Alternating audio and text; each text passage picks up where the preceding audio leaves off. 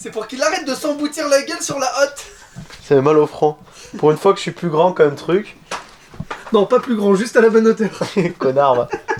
Bon, là je voulais te montrer un petit truc. J'ai fait les caissons pour les tiroirs. Salut toi. Je te présente petite cocotte. Allez, vas-y, vole. C'était pas prévu ça au départ. Bienvenue à toi sur la chaîne. Dans le précédent épisode, je rejoignais mon ami Rémi pour l'aider à aménager son van, le terminer. Et c'était pas du tout prévu que je filme.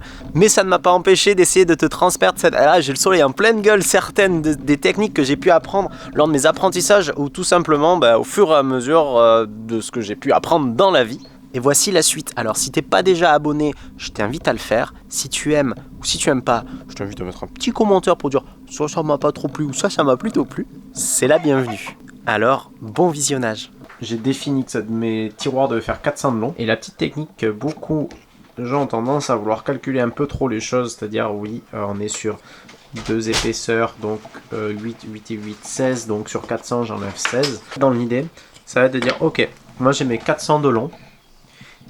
Dans l'artisanat ou dans n'importe quoi, je trouve qu'il faut être le plus feignant possible pour justement moins s'épuiser, faire les choses plus simplement possible, qui bouffe le moins d'énergie aussi, parce que quand on fait plein de trucs, etc., et qu'on est concentré sur d'autres choses, plus on se facilite la vie, plus les choses sont simples, plus on évite de conneries. Je suis sur la digestion, c'est un petit peu compliqué. Simplement pour définir la longueur de mon fond, d'accord, pour que mes deux bouts ne dépassent pas. J'ai pris sur mes 400, et sur mes 400, donc celle-ci faisait 400, je suis venu avec mes 2 épaisseurs, bien à fleur de l'autre côté, et j'ai tracé derrière. Hop, un petit coup de trait vite fait, et là, j'ai su combien il fallait que j'enlève sur mes 400. Ça sert aussi pour prendre tout simplement les cotes. Mais ce qui est un petit peu important, c'est de comprendre comment j'ai pris mes cotes et comment je suis arrivé à avoir ces cotes-là. Donc ça va représenter le meuble, et on va par exemple essayer de faire juste le tiroir du haut. Donc là, 150 de large par 150 de haut et 400 de profondeur. Donc ça, ce sont vraiment les cotes du meuble. Là, on a les traits verts qui représentent la profondeur, les traits rouges la largeur et les traits bleus la hauteur. Donc si on compte, mon débit il me faut 2 fois 150 fois 150, donc ça c'est pour les tout petits panneaux de devant, 1 de 400 par 150, donc ça c'est le fond, celui du dessous, et après il me faut les deux côtés, de 400 par 150. Mais ça c'est faux, parce que là-dedans n'est pas compris l'épaisseur du contreplaqué. Donc là je vais vraiment te faire le plan d'un tiroir tel qu'il sera assemblé. Donc 150 par 400 par 150, ça c'est les cotes finies. Mais les 150 moins 16, ça fait 134. Donc on passe à 134 au lieu de 150. Et la profondeur, donc 400 moins les 8, donc 16, ça fait 384. Donc il me faut vraiment deux côtés de 400 par 150. Il me faut un fond de 184 par 134 et deux faces et fond de 150 par 134. Boudouk, je suis un mauvais filmeur, un mauvais youtubeur, enfin on s'en fout. On peut m'appeler youtubeur, non je crois pas encore. Ça a bien avancé. Petit caisson ici pour ranger les affaires. Simple cale pour pouvoir les bouger, les couvercles, etc. Gros coffre de rangement qui ont été faits. Et maintenant je m'occupe de petites finitions qui n'ont pas été faites jusqu'ici. C'est-à-dire là pour le moment on n'a pas d'isolant. Et en fait Rémi a fait monter la plaque beaucoup trop haute et on n'a plus de fixation pour s'appuyer sur la tôle. Donc l'idée c'est que je vais découper tout le long. Donc pour pas m'embêter, j'ai vissé un lito au repère sur mon trait. Du coup j'ai plus qu'à couper tout le long tout en suivant avec la fine cut. Donc ça c'est une machine qui vibre.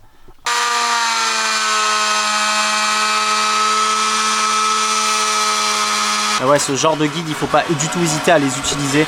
Ça va faire simplement 2 petits trous en bas. Il y a déjà les vis, on met un peu de pâte à bois, c'est parti. Et ça se verra plus surtout. Et Rémi il a fini de faire des trous. Ouais, des trous. Mais j'aime bien faire des trous. T'aimes bien mettre tes doigts dans les trous? Donc là doit venir la plaque. Sauf qu'elle va buter ici contre ce montant qui descend. Elle va buter là.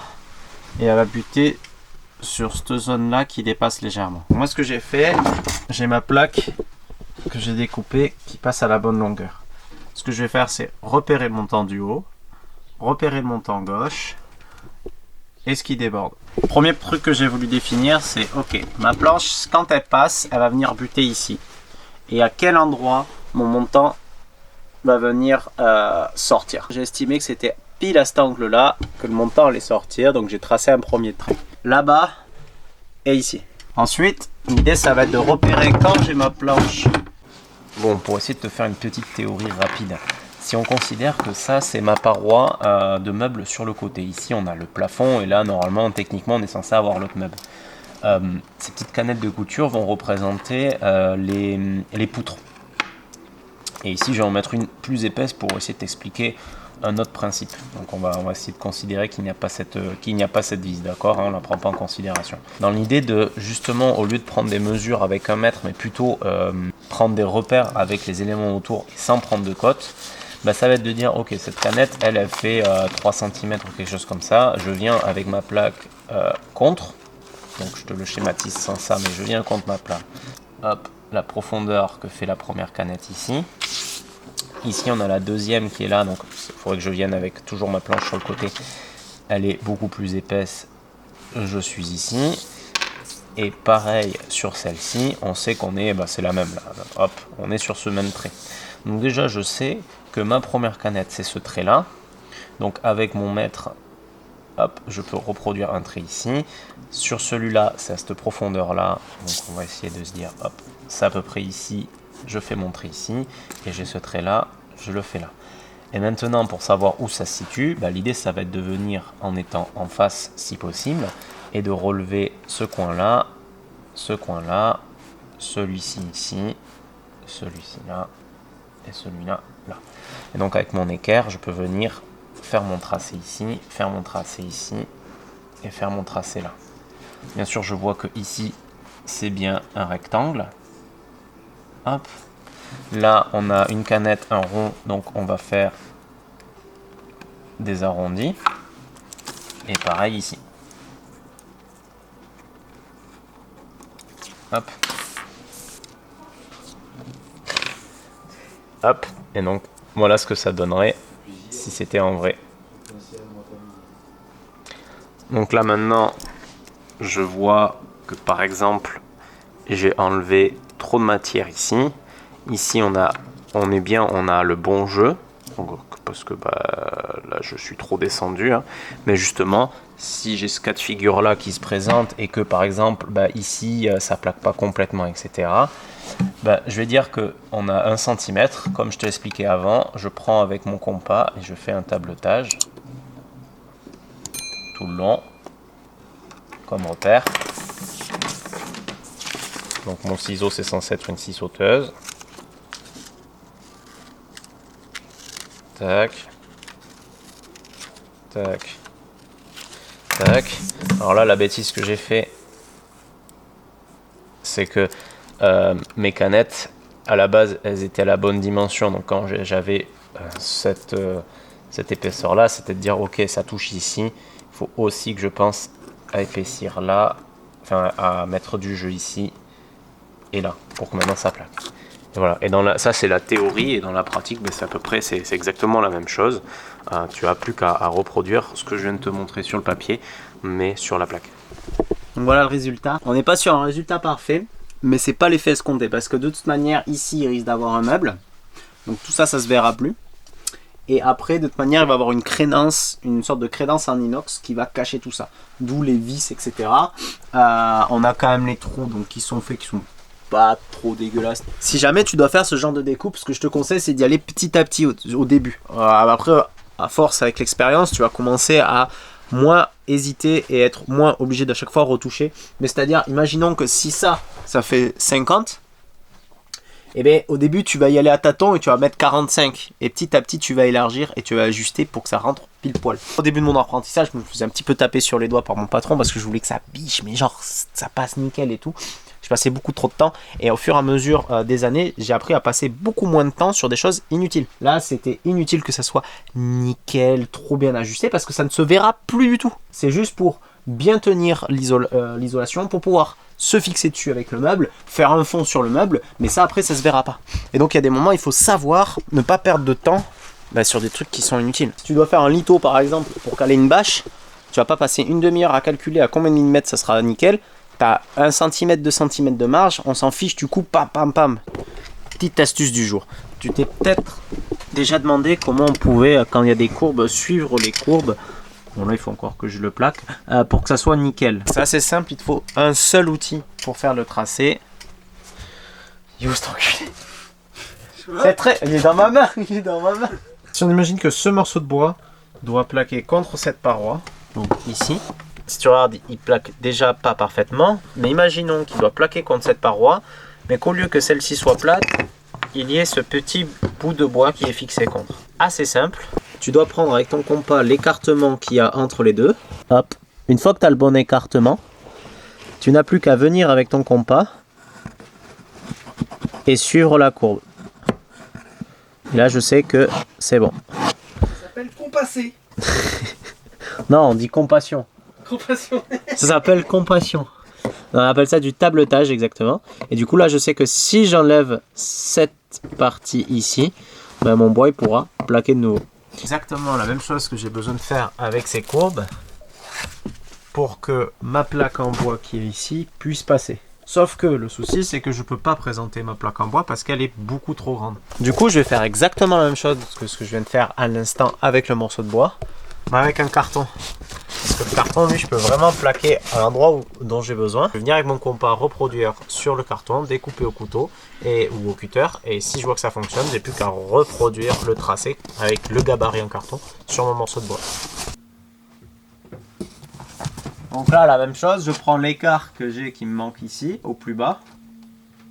Et j'ai plus qu'à reproduire ça. Alors, ce qui donne... La différence de son propriétaire. Non, j'ai plus qu'à suivre le trait. C'est pas facile, il faut pas déborder. C'est bon, t'as passé un CAP coloriage, tu peux y arriver.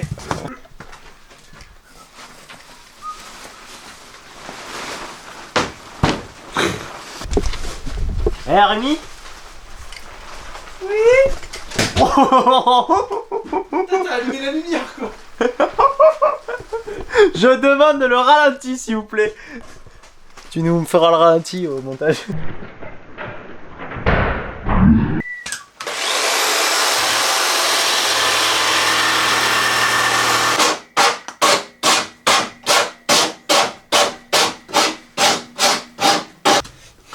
Moi je dirais plutôt une courgette. Toi la courgette. Parce que t'es court et que t'en jettes. Oh la blague de gros beauf. Beaufitude 3000. Bonjour. Ça peut pas passer derrière Jason, y a pas la place. T'inquiète. Jason, ça passe pas. Si. Mais non. Tape, je te dis. Y a le plastique. Y a le plastique et le bois, y a pas la place de passer l'épaisseur de la planche. Laisse, tu vois, ça passe. Ya, vas-y, appuie. Vas-y, tape dessus. Tape aussi fort que t'es con. Ouais, bah attends. Je voudrais pas péter ton... Ouais, tu vas tout casser. Ça rentre toujours quand on tape un peu dessus.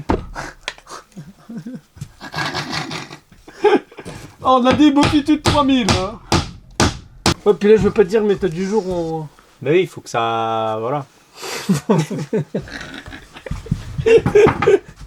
Tu veux peut-être un coup de... Coupez s'il vous plaît. Tada.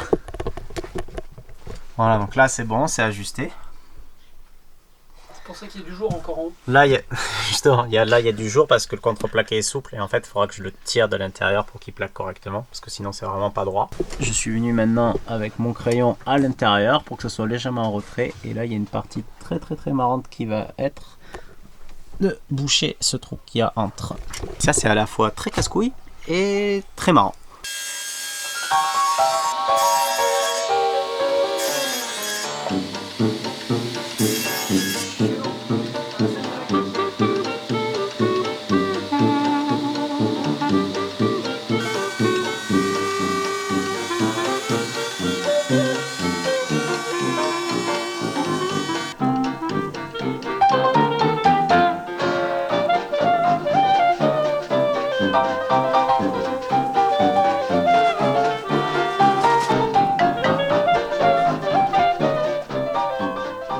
Est-ce que t'as connu l'émission avec Omar et Fred avec Super Connard? Super Connard, eh oui, c'est moi!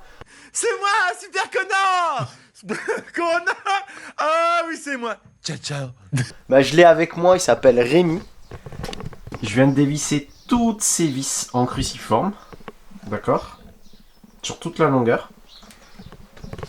Mais ce super connard a eu l'idée de mettre une seule vis plate. Connard. Ah oui, c'est moi.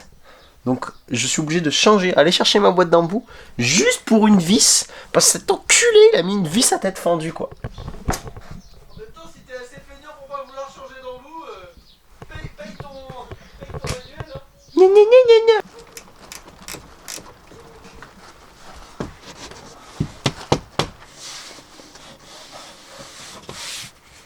Yes.